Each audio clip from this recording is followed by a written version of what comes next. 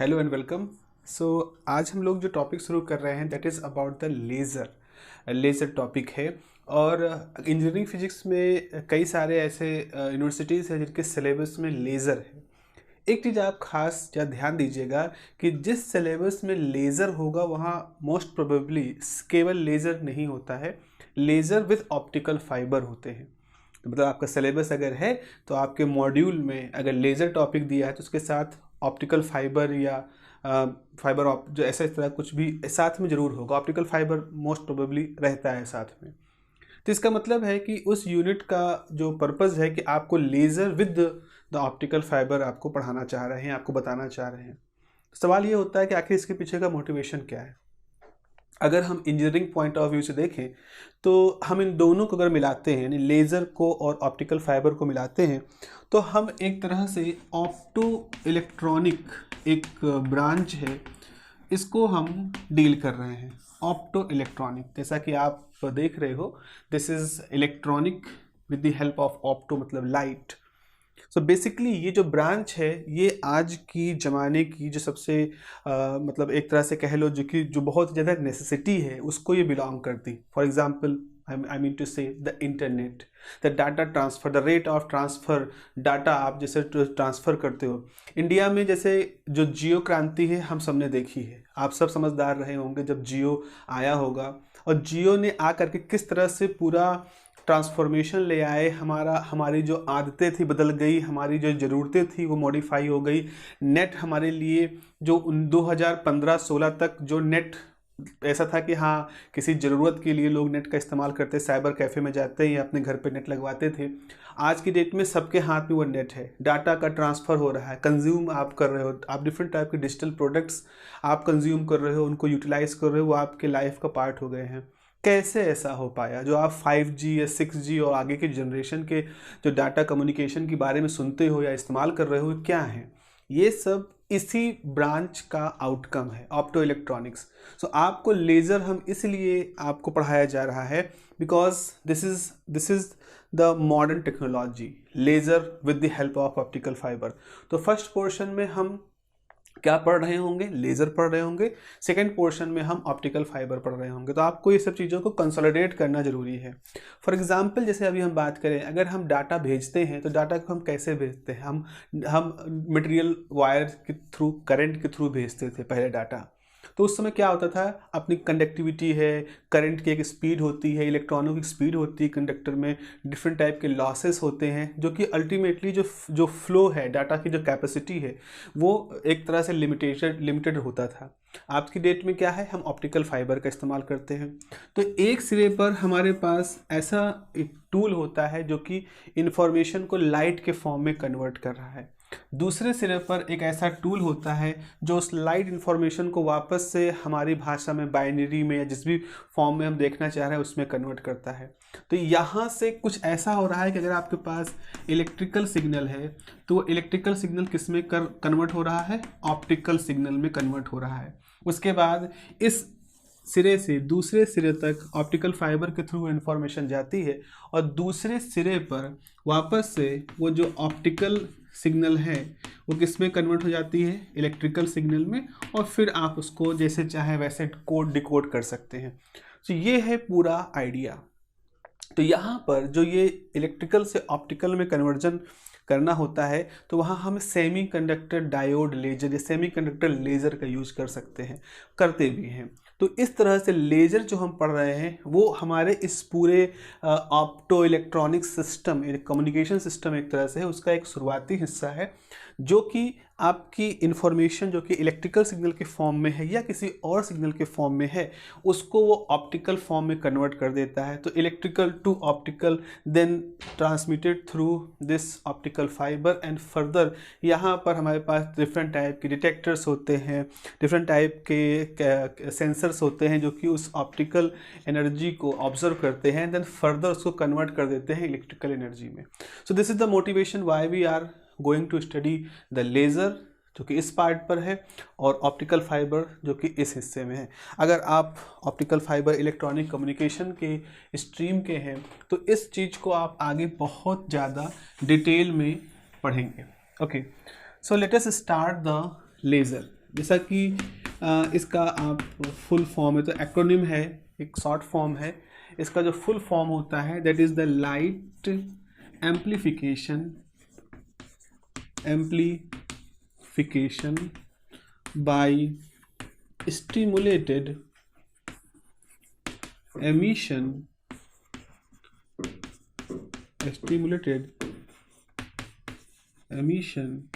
Of radiation.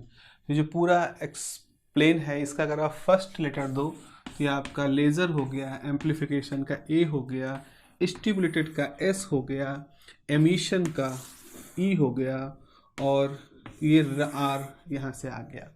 So this is the short form acronym of light amplification by stimulated emission of radiation।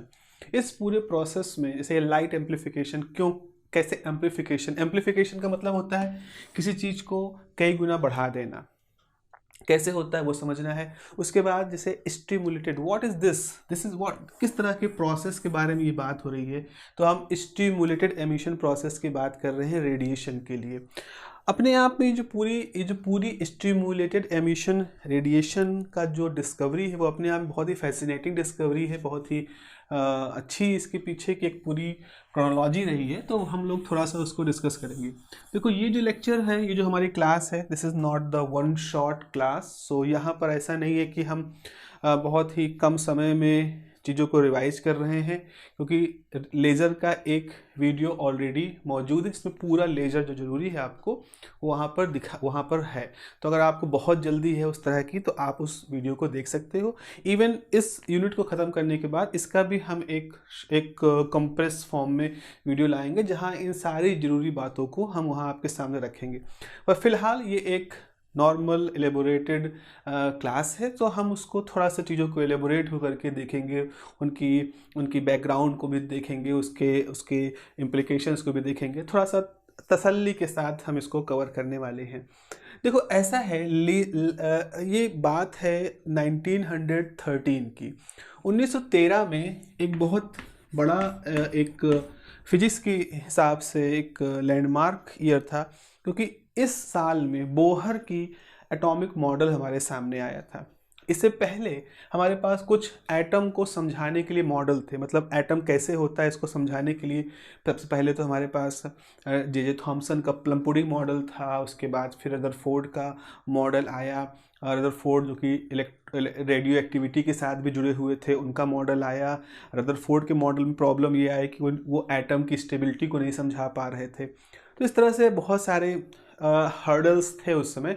But उसके बाद 1913 में जो Niels Bohr होते हैं वो कुछ बड़ा ही मैजिकल किस्म का अजम्पशन करते हैं, और उस क्वांटाइजेशन ऑफ ऑर्बिट के अजम्पशन के थ्रू वो एक मॉडल प्रपोज करते हैं। और सरप्राइजिंगली ये जो मॉडल था, जो कि कई तरह से प्लैनेटरी सिस्टम से प्रभावित था, कुछ नए तरह के अजम्पशंस थे, कुछ क्वांटम कंडीशंस उसमें मानी गई थी, प्लैंक कांस्टेंट का इस्तेमाल किया गया था। और जो उसके अलावा जो आइंस्टीन की जो थ्योरी थी कि इलेक्ट्रॉन जो इलेक्ट्रोमैग्नेटिक वेव हैं, फोटॉन थ्योरी जो light electromagnetic wave as a photon की तरह बिहेव करती है, इस तरह के जो अजम्पशन थे उन सब को इकट्ठा करके बोहर ने ये मॉडल प्रपोज किया था। आफ्टर दिस मॉडल और उसके सक्सेसफुल तरीके से उसने हाइड्रोजन स्पेक्ट्रम को जब एक्सप्लेन कर दिया, तो ये वेल एस्टेब्लिश हो गया कि हाँ इस तरह का मॉडल सही है, ये रियलिटी करीब है।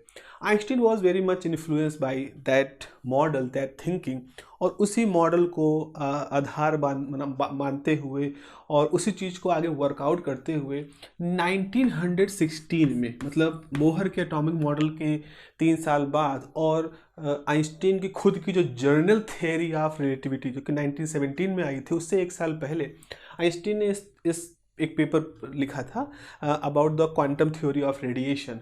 ऑल्दो उसमें क्वांटम मैकेनिक जिस तरह से हम जानते हैं श्रोडिंगर इक्वेशन में डेवलप नहीं हुई थी, वो तो 1926 की डेवलपमेंट है, बट वो एक बहुत ही लैंडमार्क पेपर था। That was a very unique paper, और उससे आइंस्टीन ने अपनी बहुत कई सारी स्किल्स शो की थी। कि कई बार ऐसा होता है कि जब थ्योरी में हम बात कर रहे होते हैं, हमारे सामने कुछ क्वेश्चंस आते हैं जिनके जवाब हमको नहीं मालूम होते हैं, तो या तो आप उन क्वेश्चन को एक बार फिर से बोल करके उनको खुला छोड़ दो, या आप उनको अवॉइड करते हुए, उन क्वेश्चंस को अवॉइड करते हुए अपनी थ्योरी को डेवलप करो। तो दिस इज हम मतलब एक बहुत ही टैक्टफुल एक्ट होता है कि आप हर्डल्स को अवॉइड करके आप आगे बढ़ते हो, आप अजम्पशंस ऐसे करते हो, इतने इतने माइंडफुल अजम्पशंस आप करते हो कि ऑटोमेटिकली वो जो हर्डल्स होते हैं, वो जो अनआंसर्ड क्वेश्चन होते हैं, वो थोड़ा सा साइड हो जाते हैं। सो इस तरह से आइंस्टीन बोहर की थ्योरी के साथ अपने प्रयोग कर रहे थे, थ्योरेटिकल प्रयोग थे, कोई एक्सपेरिमेंट नहीं हो रहे हैं, और आइंस्टीन ये पूरा थ्योरी डेवलप करते हैं। तो आज हम लेज़र के लिए 3 प्रोसेस पढ़ेंगे। एक प्रोसेस होता है स्पॉन्टेनियस या स्टिमुलेटेड एब्जॉर्प्शन, दूसरा होता है स्पॉन्टेनियस एमिशन, और तीसरा होता है स्टिमुलेटेड एमिशन, जो स्टिमुलेटेड एमिशन जो कि लेज़र के उस फुल फॉर्म में भी आता है। तो कई बार जब जब हम लोग पढ़ते हैं तो ये सोचते हैं कि आखिर आइंस्टीन ने ये 1916 में इस तरह की थ्योरी डेवलप क्यों की, जबकि लेज़र 1960s में बने, 1970s में वो अल्टीमेटली बने। तो आखिर 50 साल पहले किस मोटिवेशन के साथ आइंस्टीन ने इस थ्योरी को, स्टिमुलेटेड एमिशन को स्पॉन्टेनियस एमिशन और स्टिमुलेटेड एब्जॉर्प्शन के साथ डेवलप किया था। हुआ क्या था एक्चुअल में, ये हुआ था कि 1900 में 1900 में प्लांक ने एक थ्योरी डेवलप की थी। प्लैंक ने एक थ्योरी डेवलप की थी, और वो जो थ्योरी थी that was about the black body radiation, कि एक ब्लैक बॉडी रेडिएशन जो होता है, वो जो ब्लैक बॉडी रेडिएशन एमिशन होता है, उस ब्लैक बॉडी रेडिएशन एमिशन को हम कैसे एक्सप्लेन कर सकते हैं। उस थ्योरी को डेवलप करने के दौरान जो आपके प्लैंक होते हैं, वो एक अजम्पशन मानते हैं कि जो ब्लैक बॉडी होती है, इसको हम बहुत सारे क्वांटम ऑसिलेटर का एक कलेक्शन मान सकते हैं, इसको एंसेंबल कहते हैं। और ये जो एंसेंबल होता है, इस एंसेंबल जो कलेक्शन होता है, इस कलेक्शन के साथ हम अपना वर्क कर सकते हैं। इस कलेक्शन को अगर हम देखें कि इस कलेक्शन के अंदर किस तरह की प्रॉपर्टी होती है, कैसे वो कलेक्शन एनर्जी को एब्जॉर्ब करता है, डिस्क्रीटनेस वगैरह होती है, वो सारी चीज़ें उन्होंने डेवलप की थी। आफ्टर द प्लैंक थ्योरी, जो कि प्लैंक ने उसका एक एनर्जी डेंसिटी निकाली थी कि जो ब्लैक बॉडी रेडिएशन होता है उसकी एनर्जी डेंसिटी को यू से रिप्रेजेंट किया था, उसको पूरा वो एक्सप्लेन करते हैं, उसकी पूरी मैथमेटिकल थ्योरी होती है।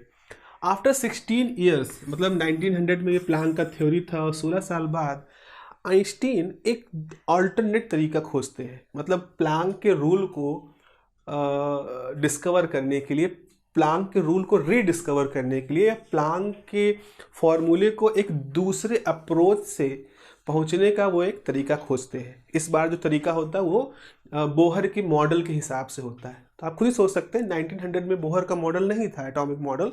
तो जो प्लैंक का अप्रोच था वो ब्लैक बॉडी का अप्रोच था, ब्लैक बॉडी रेडिएशन कर्व को देख करके वो सारा एक्सप्लेन करते हैं। बट 1913 में जब एटॉमिक मॉडल आ जाता है, इसके अजम्पशंस आ जाते हैं, तो आइंस्टीन इस मॉडल को यूज करते हैं, इस एटॉमिक मॉडल को यूज करते हैं, और फिर वो इसी प्लैंक के रूल को एक तरह से रीडिस्कवर करते हैं, रीफॉर्मुलेट करते हैं, रीडिराइव करते हैं।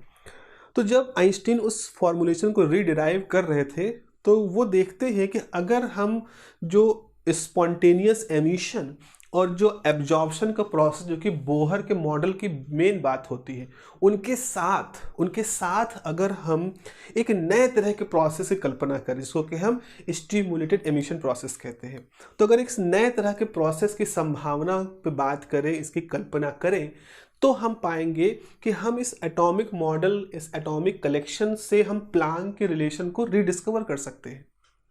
और यही उन्होंने किया था।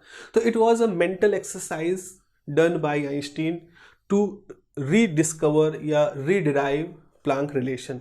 और इस दौरान आइंस्टीन इस तरह के एमिशन प्रोसेस की परिकल्पना करते हैं। और अगेन हम कह रहे हैं उस ज़माने में बहुत सारी भवें तनी थी कि ये कैसे हो सकता है, वो कैसे हो सकता है, but that was the Einstein who manage all these, क्योंकि उनको आदत थी इस तरह से लोगों के सवालों को बताने की, सक्सेसफुल आंसर करने की। He was a master in that kind of activity. और अल्टीमेटली जो भी कुछ उन्होंने सोचा था, जो भी अजम्पशंस किए थे, उन सारे अजम्पशन को धीरे धीरे जब क्वांटम मैकेनिक्स डेवलप होना शुरू हुई, तो 1927 आते आते वो सब 10 सालों के अंदर सब चीज़ वेरीफाई हो गई। आफ्टर डिराक ने जब 10 साल 12 साल बाद जब उन्होंने क्वांटम थ्योरी डेवलप की, रेडिएशन की, और तो उन्होंने देखा कि हाँ सच में कैसे स्पॉन्टेनियस एमिशन की एक्चुअल में होता है, स्टिमुलेटेड एमिशन एक्चुअल में होता है। तो आइंस्टीन ने जो प्रयास 10 साल पहले बिना उन फैंसी थ्योरी को सोचे बिना सिर्फ अपने ब्रेन के थ्रू जो सोचा था, दैट वाज रियलिटी, जो कि आने वाले सालों में लोगों ने उसको रिकन्फर्म कर दिया, मतलब 10 ही 12 साल के अंदर रिकन्फर्म कर दिया। तो इस तरह से हम इस लेज़र के पीछे जो काम करने वाली थ्योरी है उसको डिस्कवर कैसे किया आइंस्टीन ने, वहाँ तक पहुँचते हैं। तो चलिए हम 3 तरह के प्रोसेसेस की पहले बात कर लेते हैं। उससे पहले कुछ हमें वर्ड समझने पड़ेंगे कि what is the meaning of excited atom. हम इसमें बार बार यूज करेंगे कि सपोज़ हमारा एटम एक्साइटेड है, सपोज़ हमारा एटम ग्राउंड स्टेट में है, सपोज़ हमारा एटम एक्साइटेड स्टेट में है। तो सवाल होता है कि आखिर ये कहना क्या चाह रहे हैं, what is the meaning of excitation of a atom. किसी एटम के एक्साइटेशन से आपको क्या मतलब है? Let me explain this. देखिए, अगर हम बोहर के मॉडल की ही बात करें, जो कि सिंपलेस्ट मॉडल है, और हम बजाय वो ऑर्बिटल थ्योरी और बहुत फैंसी थ्योरी के जाए बिना हम सीधे बात करें, तो हमारे पास एक न्यूक्लियस होता है। न्यूक्लियस के चारों तरफ ऑर्बिट्स होती हैं, अलाउड ऑर्बिट्स होती हैं। मतलब ये वो ऑर्बिट्स हैं जिसमें इलेक्ट्रॉन रह सकते हैं। अगर एटम के पास इतने इलेक्ट्रॉन है तो वो इन सब में रह सकते हैं, नहीं है तो जो जो अवेलेबल है उनमें रहेंगे। सपोज़ मान लीजिए हमारे पास कोई एटम है जिसमें कि फर्स्ट ऑर्बिट में 2 इलेक्ट्रॉन है, दूसरे ऑर्बिट में 8 इलेक्ट्रॉन है, 4 5 6 7 8 इस तरह से इलेक्ट्रॉन है, और ये जो तीसरी ऑर्बिट है ये अवेलेबल है, बट चूंकि इलेक्ट्रॉन नहीं है तो इसलिए हमको ये नहीं दिख रही है। तो इसको हम ऐसे दिखा देते हैं, कुछ हमने इसको हल्का सा फेड कर दिया।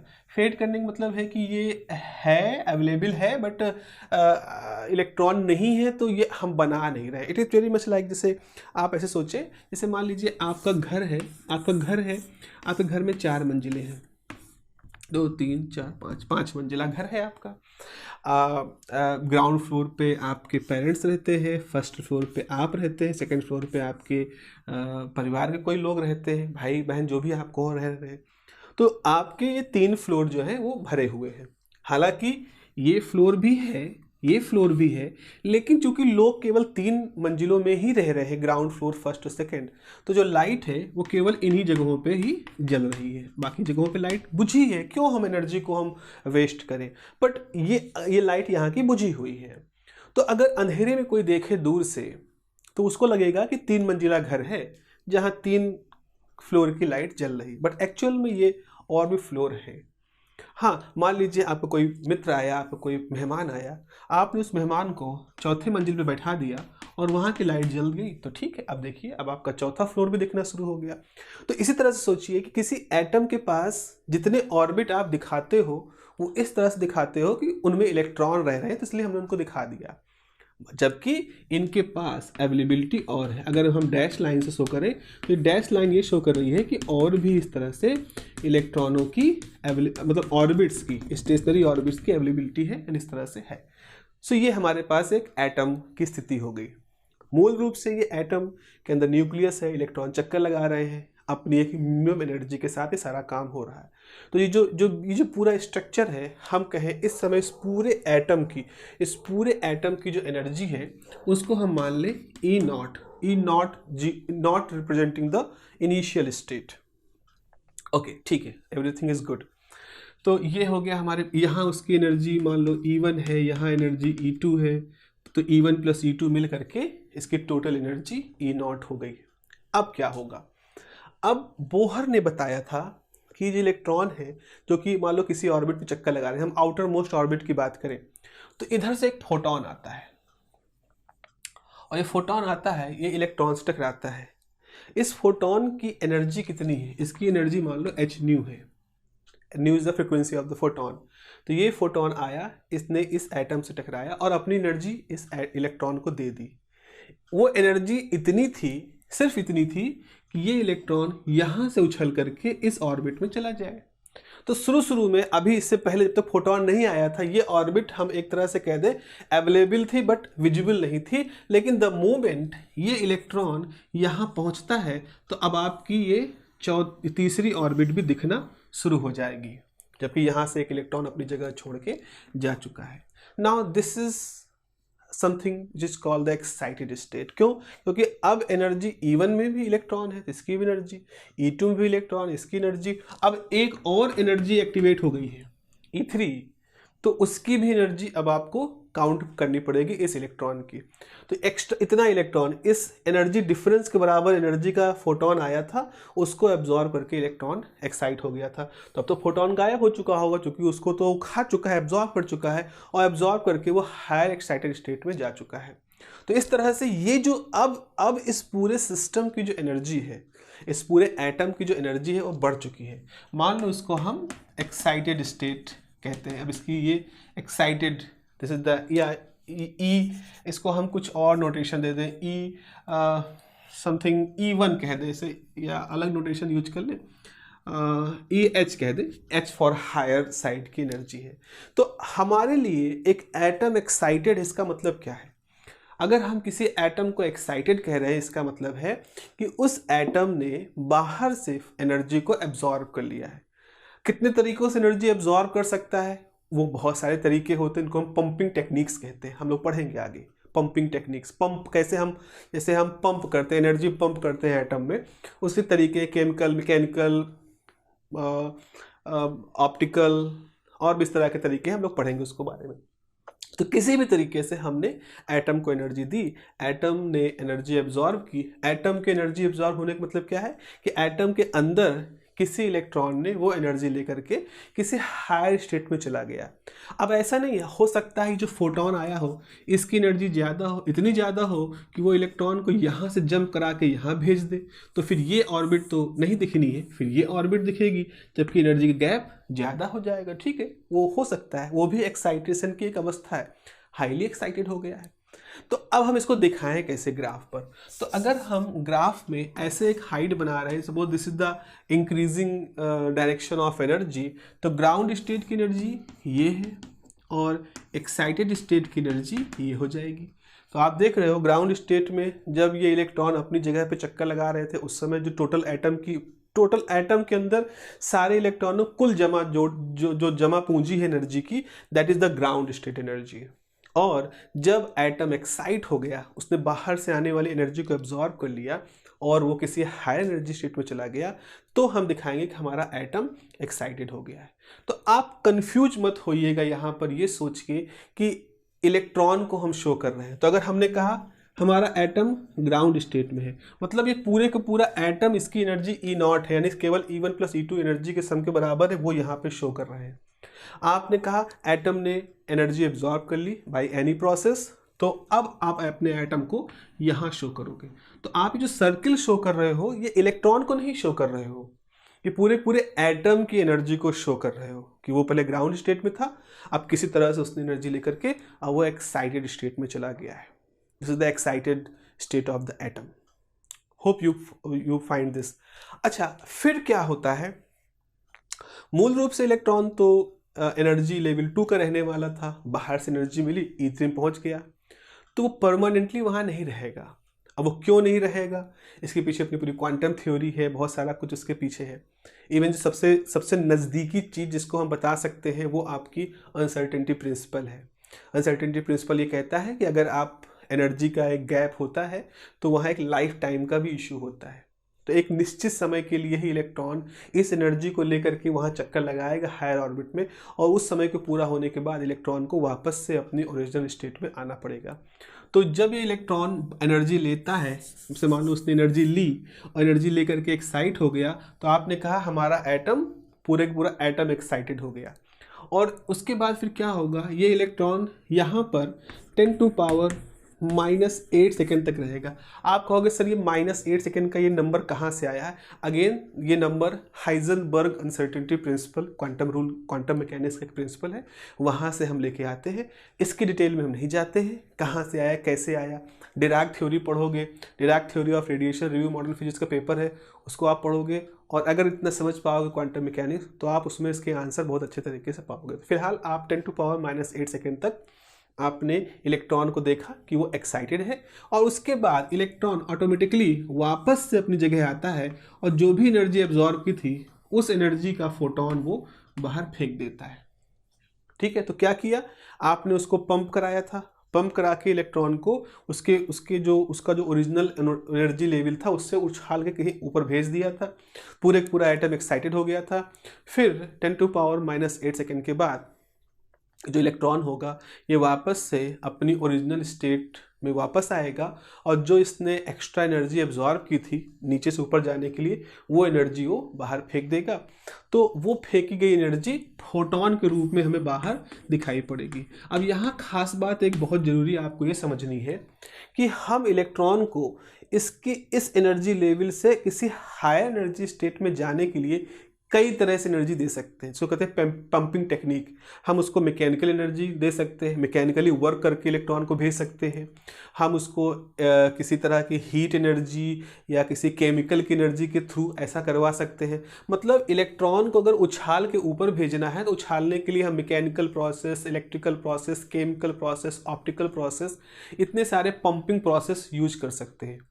जरूरी नहीं कि हम फोटोन ही दें, हम कई तरीक़ों से उसको भेज सकते हैं। लेकिन जब इलेक्ट्रॉन अपने हायर स्टेट से ग्राउंड स्टेट में आएगा तो केवल एक ही तरीके से अपनी एनर्जी बाहर फेंकेगा और वो एनर्जी होगी फोटोन की। ऐसा नहीं होगा कि वो मैकेनिकल प्रोसेस के थ्रू कुछ करेगा या कुछ और तरीके से करेगा, वो फोटोन के फॉर्म में ही अपनी एनर्जी भेजेगा। एटलीस्ट हम कह सकते हैं most of the case, most probable case वो यही करेगा कि वो फोटोन के फॉर्म में एनर्जी को बाहर फेंकेगा।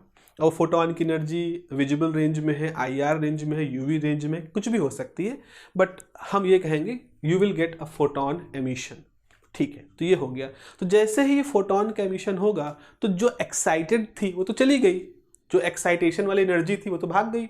अब एटम फिर से ग्राउंड स्टेट में आ जाएगा। तो आपने कहा कि जब ये एटम यहाँ पे था मतलब एक्साइटेड था, फिर से वापस आ गया, तो यहाँ पे था, वापस आया, और इस दौरान उसने क्या किया, इसने अपना फोटोन बाहर निकाल दिया। तो आप कहोगे कि जब कोई एटम एक्साइटेड स्टेट से ग्राउंड स्टेट में जंप करता है तो वो अपने पास जो एनर्जी की बहुतायत होती है, जो एनर्जी का अधिकता होती है, उस एक्सेस को वो वापस सराउंडिंग में भेज देता है और फिर से अपने आप को ग्राउंड स्टेट में ले आता है। तो एटम पूरा हमारा ग्राउंड स्टेट में हो गया। इसे होता नहीं है कि एक व्यक्ति है, अचानक से क्या हुआ, उसको मान लो फॉर एग्जाम्पल उसकी कोई लॉटरी लग गई, उसका कोई जैकपॉट लग गया। अब जैकपॉट लगा तो उसके पास उसको मैसेज आया you have 10 lakh rupee in your account only for next 12 hours. मतलब उसको मैसेज मिलता है, जेन्युइन मैसेज है कि आपके अकाउंट में 10 लाख रुपए हैं सिर्फ 12 घंटे के लिए। अब आप खुद सोचो, एक व्यक्ति को अगर 10 लाख रुपए मिले सिर्फ 12 घंटे के लिए और 12 घंटे के बाद ऑटोमेटिकली वो गायब हो जाएंगे, ऐसा कुछ है, वो मतलब हाइपोथेटिकली सोच लो ऐसा कुछ है, तो क्या करेगा वो 12 घंटे में, क्या कर डालेगा आप? मतलब जो आप सोच सकते हैं, वो गया, वो किसी भी मॉल में घुस गया, उसने कुछ भी खरीदना शुरू कर दिया, महंगे से महंगा, कोई मोल भाव नहीं, कुछ नहीं, उसको ख़त्म करने हैं 12 घंटे के अंदर 10 लाख रुपए।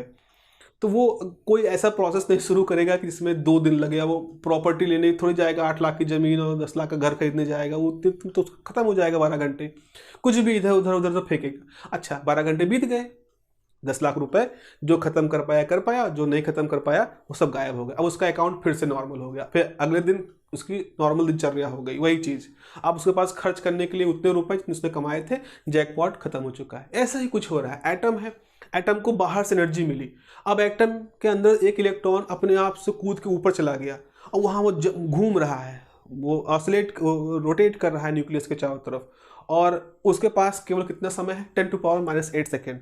आफ्टर दैट उसको वापस आना है। तो उसको वापस आना है तो जब वो वापस आ जाएगा तो फिर से वो नॉर्मल स्टेट में आ जाएगा और जो भी था उसने बाहर खर्च कर दिया, सब कुछ बाहर चला गया। तो ऐसा ही कुछ हो रहा है। तो हम ये देखते हैं कि एटम जब एक्साइटेड स्टेट से ग्राउंड स्टेट में आता है तो वो जितना उसके पास एनर्जी होती है वो उसको बाहर भेज देता है। और इससे पहले क्या था कि एटम ग्राउंड स्टेट में था, उसके ऊपर एक बाहर से एनर्जी फोटोन आया जिसकी वजह से वो ऊपर चला गया था एक्साइटेड स्टेट में।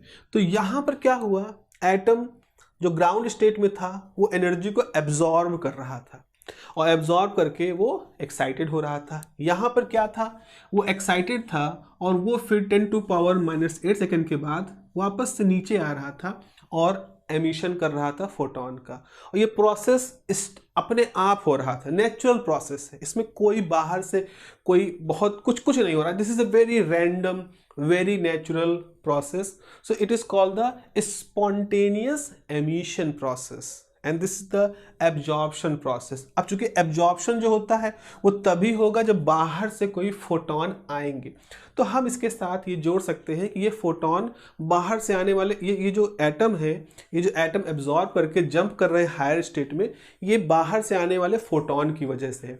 अगर यहाँ बहुत सारे एटम हैं जिनकी एनर्जी कम है, मतलब ग्राउंड स्टेट में है, और यहाँ बहुत सारे फोटोन गिरेंगे, तो बहुत सारे फोटोन बहुत सारे एटमों को एक्साइट करेंगे। ठीक है, अगर आप कम फोटोन गिराओगे तो जाहिर सी बात है जिनको कम ही एटमों को मिलेगा तो कम ही एटम एक्साइट होंगे। अगर ज़्यादा फोटोन गिराओगे तो ज़्यादा एटम एक्साइट होंगे। तो यहाँ पर ये जो एब्जॉर्प्शन, मतलब एब्जॉर्ब करके एटम का एक्साइट होना, ये जो प्रोसेस है, ये एक फैक्टर पे डिपेंड करता है, you is the energy density. हम कह रहे हैं हम कितनी घने फोटोनों को, डेंसिटी मतलब ये होता है ना कितने ज़्यादा इलेक्ट्रॉनों को per unit time per unit area हम भेज रहे हैं।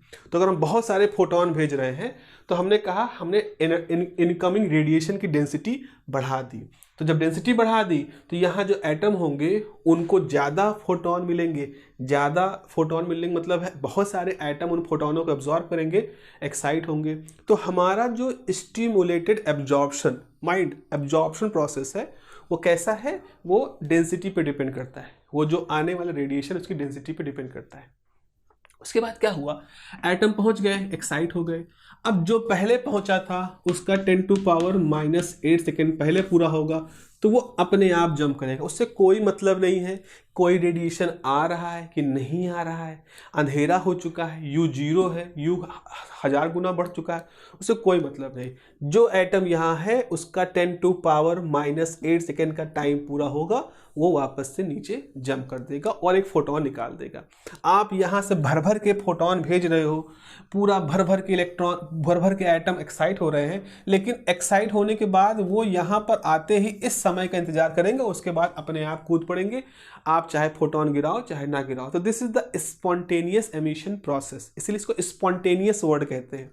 Why it is spontaneous? Because it is independent to anything, free है, मस्त है, अपने आप में होने वाला प्रोसेस है, नेचुरल प्रोसेस है। Why this is called the stimulated absorption process. Stimulate का मतलब क्या होता है? स्टिमुलेट का मतलब होता है कोई जिसको आप ट्रिगर करो, जिसको आप इन्फ्लुएंस करो। फॉर एग्जाम्पल जैसे 3-4 दोस्त थे, उन्होंने कहा कि यार एक मूवी आई है उसको देखने जाना है। अब सब प्लान बना रहे, आज नहीं कल, कल नहीं परसों। आप देख आए मूवी और आपने आकर के उसका ऐसा व्याख्यान किया, अरे वो ऐसी मूवी थी उसमें ये होता है वो होता है। आप इतने अच्छे किस्सा गोई आपकी इतनी अच्छी है कि आपने ऐसा मिर्च मसाला लगा के वो फिल्म उसको आधी बताई आधी छुपाई कि सब में एकदम से जिज्ञासा जाग गई। तो वो प्लान जो हफ्तों से बन रहा था मूवी जाने का, कहा कि चलो चलो आज ही देख आते हैं। पता नहीं किस्सा ऐसा उन्होंने समझा दिया हमको, ऐसा ऐसी जगह पर रोक दी कहानी कि हम इसको देख के ही इसका एंजॉय करेंगे, इसके क्लाइमेक्स हम सुनेंगे नहीं, हम खुद देखेंगे। So you are influence by that किस्सा गोई, ऐसा आप कह सकते हैं। तो वैसा कुछ यहाँ पर हो रहा है। जो फोटोन आ रहे हैं वो क्या कर रहे हैं, वो इन एटमों को एक्साइट स्टेट में भेज रहे हैं। यहाँ तक तो ठीक था। अब यहाँ पर आइंस्टीन का दिमाग देखें, वो कहते हैं क्या ऐसा नहीं हो सकता कि जो समय है, हालांकि जिस समय आइंस्टीन ने थ्योरी दी थी उस समय उस समय हाइजेनबर्ग का अनसर्टेनिटी प्रिंसिपल नहीं था। तो आइंस्टीन एक अजम्पशन कहते हैं, लेकिन हाँ इतना तो था कि एक लिमिटेड टाइम में ही ये सारा प्रोसेस होता है। इतना टाइम होता ये नहीं था, लेकिन इतना था कि एक बहुत कम समय में इलेक्ट्रॉन वापस से अपने ग्राउंड, अपने ओरिजिनल स्टेट में आ जाते हैं। अब आइंस्टीन यहाँ एक चीज़ सोचते हैं, क्या हो अगर, सोचो दिमाग की, मतलब एक जीनियस के दिमाग की पराकाष्ठा सोचो, क्या ऐसा नहीं हो सकता, क्या ऐसा संभव नहीं है कि हमारे पास एक ऐसी स्टेट हो, थोड़ा सा हम इसको अलग दिखा रहे हैं, जिसके अंदर अगर इलेक्ट्रॉन ग्राउंड से एटम अगर यहाँ पहुँच जाए तो वो 10⁻⁻8 सेकेंड का समय का इंतजार ना करें, बल्कि थोड़ा ज़्यादा समय तक वहाँ रह सके। अच्छा, इसका मतलब क्या हुआ कि इलेक्ट्रॉन यहाँ पहुंचा, अब इसके ऊपर इसके लिए कोई घड़ी नहीं चल रही टिक टिक करते हुए कि बस 10⁻⁻8 सेकेंड हुआ तुमको कूदना है। इसके पास टाइम रिलैक्स है। तब तक यहाँ से एक एटम और आ गए। धीरे धीरे क्या हुआ, बाहर से जो फोटोन आ रहे हैं वो ग्राउंड स्टेट के एटमों को एक्साइटेड स्टेट में भेज रहे हैं। अब ये जो समय है ये काफ़ी ज़्यादा हो चुका है, मतलब आप समझ लो 10⁵ टाइम्स ज़्यादा हो चुका है, इतना समय ज़्यादा हो चुका है। तो ये पहला वाला जो सबसे पहले एटम आया था वो भी यहाँ बैठा है और 10 करोड़वां एटम भी यहाँ बैठा है। अब सब बैठे हैं यहाँ पर, ये भी इंतजार कर रहा है कि 10⁻³ मतलब 10⁻⁻8 से 10⁵ टाइम ज़्यादा, मतलब 10⁻³ सेकेंड बीतेंगे तो हम कूदेंगे। तो ये भी बैठा है और बाकी सब बैठे हैं। इससे पहले क्या हो रहा था, इससे पहले समय बहुत कम था, तो जो पहला एटम एक्साइट होता था जब तक सोचो यह वाला एटम पहुंचा तब तक इसका टाइम पूरा हो गया, ये कूद पड़ा। लेकिन अब की बार जो कि ये समय ज़्यादा है तो इसीलिए सारे एटम यहाँ पर इकट्ठा हो रहे हैं, मतलब ज़्यादा हो रहे हैं। तो ये स्थिति ऐसी है जहाँ पर हम देख रहे हैं कि जो एक्साइटेड स्टेट है, यानी कि जो ये वाली स्टेट है, इसका पॉपुलेशन बढ़ता चला जा रहा है। यहाँ पॉपुलेशन बढ़ रहा है, यहाँ इकट्ठा ज़्यादा हो रहे हैं। कौन इकट्ठा हो रहा है? एक्साइटेड एटम इकट्ठा हो रहे हैं। तो हम वैसे क्या होते थे, वैसे एटम ग्राउंड स्टेट में ज़्यादा थे, एक्साइटेड में नहीं थे, कम थे। अब की बार क्या हुआ, एक्साइटेड में ज़्यादा हो गए ग्राउंड की तुलना में। तो ये एक घटना कहलाती है जिसे कहते हैं पॉपुलेशन इन्वर्जन। पॉपुलेशन इन्वर्जन मतलब क्या है, सिंपल सी लॉजिक है। नॉर्मली क्या होता है, ग्राउंड स्टेट में एटम ज़्यादा होते हैं। क्यों ज़्यादा होते हैं? क्योंकि ग्राउंड स्टेट का मतलब होता है प्राकृतिक रूप से जैसे एटम बने हैं, प्राकृतिक रूप से जो उनकी ऊर्जा है वो। तो ग्राउंड स्टेट में एटम ज़्यादा होते हैं। एक्साइटेड स्टेट में वही एटम जाते हैं जिनको इतनी एनर्जी मिलती है कि वो यहाँ से यहाँ तक पहुँच जाएं, बाहर से फोटोन आया। और जैसे एटम एक्साइट होता है बहुत कम समय में उसको वापस से ग्राउंड में आना होता है, ये नॉर्मल तरीका है। लेकिन अब आप सोचें कि जो ग्राउंड स्टेट के ऊपर एक्साइटेड स्टेट है ये थोड़ा स्टेबल किस्म का है, मतलब ये आपको जगह, आप एटमों को आएगा तो ढकेलेगा नहीं तुरंत, उनको समय देगा, बैठे रहो आराम से, थोड़ा आराम कर लो। तो पहला एटम पहुंचा एक्साइटेड, दूसरा, तीसरा, चौथा, पांचवा, एंड धीरे धीरे इस जगह पर बहुत सारे एटम इकट्ठा होने शुरू हो गए। यहाँ के एटम यहाँ पहुँच रहे हैं लेकिन वापस नहीं आ रहे क्योंकि यहाँ उनको थोड़ा सा रेस्ट मिल रहा है। तो अब थोड़ी देर बाद क्या हुआ, एक्साइटेड स्टेट जो है पॉपुलेटेड हो गई, ग्राउंड स्टेट पे कमी हो गई एटम, ये पॉपुलेटेड हो गई है। अब क्या हुआ, तभी फॉर एग्जांपल तभी क्या हुआ, मान लो ये जो पहला वाला एटम था वो जंप कर गया, सपोज वो जंप कर गया तो एक फोटोन निकला। अब ये जो फोटोन है या इसी जैसा कोई इधर से आने वाला फोटोन है वो आता है, इनसे टकराता है। जो एटम सब लाइन में लगे हैं कि आओ आराम करते हैं, यहाँ थोड़ा अच्छी जगह है, उन पे एक खास एनर्जी का फोटोन आके टकराता है। अब वो फोटोन इस पहले एटम के जंप करने से निकलने वाला फोटोन ही हो सकता है, ये भी पॉसिबल है, या जो इधर से फोटोन आ रहे थे उनमें से कोई ऐसा फोटोन हो सकता है। तो हम क्या देखेंगे, ऑल ऑफ सडन ये जितने भी एटम थे जो कि इंतजार कर रहे थे इतने समय होने का, वो उस रेडिएशन के, इस एप्रोप्रिएट फ्रीक्वेंसी के रेडिएशन के इन्फ्लुएंस में एक साथ कूद पड़ते हैं, एक साथ कूद पड़ेंगे।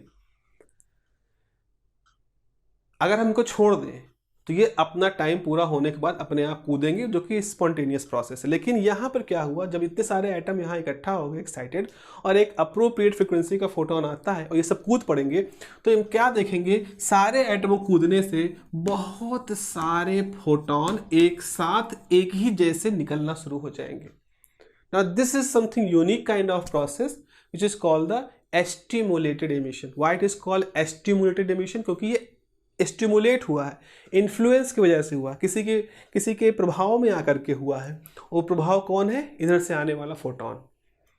अब सोचो, अब आप थोड़ी देर के लिए सोचो, 1913 में एक एटॉमिक मॉडल बनता है जिसके हो सही है, गलत है, उसमें ये कमी, उसमें वो कमी, उसमें रिलेटिविस्टिक करेक्शन नहीं है, उसमें फाइन स्पेक्ट्रम की प्रॉब्लम है, फाइन स्पेक्ट्रम नहीं एक्सप्लेन कर पा रहा है, वो सोडियम जैसे एटमों को तो समझा पा रहा है, बाकी सारे एटमों को नहीं समझा पा रहा है। ये सब दुनिया इसमें उलझी पड़ी है कि एटम इस मॉडल में ये कमी है, इसको ऐसे ठीक करो, सोमरफील्ड कहीं करेक्शन कर रहे हैं, कहीं अलग तरह से क्वांटम नंबर निकल रही है। आइंस्टीन उस मॉडल को देख करके अलग तरीके से सोच रहे हैं कि सोचो अगर यहाँ ऐसे एक्साइटेड स्टेट हो जो कि लॉन्ग लिव्ड हो, जिसको मेटा स्टेबल स्टेट कहा जाएगा, तो क्या होगा। अब सिर्फ और सिर्फ उस जीनियस व्यक्ति के दिमाग की खुराफात है, खुराफात तो मैं नहीं कहूँगा, I am sorry for using that word, ये उनके दिमाग की वो प्रोडक्टिविटी है, वो उपजाऊपन है, जिसकी वजह से वो ऐसा सोच पा रहे हैं। मतलब जब आप डाउट करो, दुनिया डाउट कर रही है उस मॉडल में, ये कमी वो कमी, वो व्यक्ति उसके अंदर एक अलग तरह के पर्सपेक्टिव्स देख रहे थे। Why Einstein is great, he is great, और वो रहती दुनिया तक ग्रेट दिमाग के व्यक्ति रहेंगे। अगर ऐसा मान ले, सपोज कोई कहे होगा क्या होगा, आइंस्टीन ने कहा मान लेते हैं, और मान करके वो एक प्रोसेस, इस प्रोसेस को नाम देते हैं स्टिमुलेटेड एमिशन प्रोसेस। इस प्रोसेस का नाम होता है स्टिमुलेटेड एमिशन प्रोसेस। इस प्रोसेस को लेते हैं, उसके बाद इस प्रोसेस को मान करके आइंस्टीन एक रेट इक्वेशन लिखते हैं। हम लोग लिखेंगे आइंस्टीन इक्वेशन, जब डिराइव करेंगे हम लोग लिखेंगे, एक रेट इक्वेशन लिखते हैं। उस रेट इक्वेशन को लिख करके और बाकी की 2-3 इक्वेशंस को लिख करके वो आपस में मिक्सअप करते हैं, एंड देन वो डिराइव करते हैं एक एनर्जी डेंसिटी का फॉर्मूला, इलेक्ट्रॉन रेडिएशन डेंसिटी का फॉर्मूला। और संयोग तो नहीं कहूँगा मैं, it is the geniusness of that person कि वो जो फॉर्मूला होता है, वो फॉर्मूला 1900 में जो डिस्कवर किया हुआ प्लैंक का फॉर्मूला था ब्लैक बॉडी रेडिएशन के लिए, उससे काफ़ी कुछ मैच करता है। इसका मतलब है आइंस्टीन ने एक एटॉमिक मॉडल में एक नए तरह के प्रोसेस की अप्रोच को अडॉप्ट करके 16 साल पुराना एक ऐसा थ्योरी वो रीडिस्कवर कर देते हैं जो कि प्लैंक ने की थी, जो कि बहुत लैंडमार्क थ्योरी मानी जाती थी। सो आइंस्टीन का पर्पस यहाँ ये था। आइंस्टीन इस तरह के प्रोसेस को, आप अपने ज़माने में तो ये दिमाग की कल्पना थी, गप थी, कोरी कल्पना थी, सिर्फ एक अंदाजा था जो भी था, लेकिन आइंस्टीन ने उस प्रोसेस को मान करके, स्टिमुलेटेड एमिशन प्रोसेस को अज्यूम करके, क्योंकि उसमें अजम्पशन ही था, वो एक ऐसी थ्योरी को डेवलप करते हैं। बस उसके बाद खत्म बात। 16 का पेपर था। देखो भाई, उन्होंने कहा this is just a way of thinking, इस तरीके से भी हम थर्मल इक्विलिब्रियम लगा करके कर सकते हैं। हालांकि तो बहुत सारे बात में हुआ कि क्वांटम मैकेनिक्स के ऊपर आप बोल्ट्जमैन लॉ कैसे लगा सकते हो, तो क्वांटम सिस्टम है, ये तो दूसरे तरह का सिस्टम है, ये क्लासिकल सिस्टम के लिए होता है, थर्मल इक्विलिब्रियम कंडीशन आप कैसे अप्लाई कर रहे हो। बट ये आप सोचो, वो ये सब आप तब दिमाग भिड़ा रहे हो ना जब आप जान चुके हो इतनी क्वांटम मैकेनिक्स। आइंस्टीन 16 में ये सब नहीं था, उस नहीं था में आइंस्टीन ने ये सब कुछ किया था। So that is the concept. तो इस तरह से स्टिमुलेटेड एमिशन का जो कॉन्सेप्ट होता है उसका जन्म होता है, और इस प्रोसेस को फिर आइंस्टीन रेट इक्वेशन डिराइव करते हैं, और वो रेट इक्वेशन हम लोग डिराइव करेंगे। तो हमारा अगला टास्क यही होगा कि हम इस तरह की रेट इक्वेशन डिराइव करें, और फिर स्टिमुलेटेड, स्पॉन्टेनियस और एब्जॉर्प्शन, इन तीनों प्रोसेसेस के बीच में एक इंटर रिलेशन इस्टेब्लिश करें, जिससे कि हम आइंस्टीन्स के कोफिशिएंट्स के बीच का भी एक रिलेशन इस्टेब्लिश कर पाएंगे। So that will be the task of next lecture. So मिलते हैं फिर अगली लेक्चर में, और वहाँ पर हम लोग इन तीनों तरह के प्रोसेसेस के बारे में, जिसको आज मैंने बहुत ही ब्रीफली कोशिश की है, इनके पीछे की जो आइडिया है, इसके पीछे का जो हिस्टोरिकल थॉट था उसको समझाने का प्रयास किया। अगले में हम मोर मैथमेटिकल होंगे और मोर टू द पॉइंट।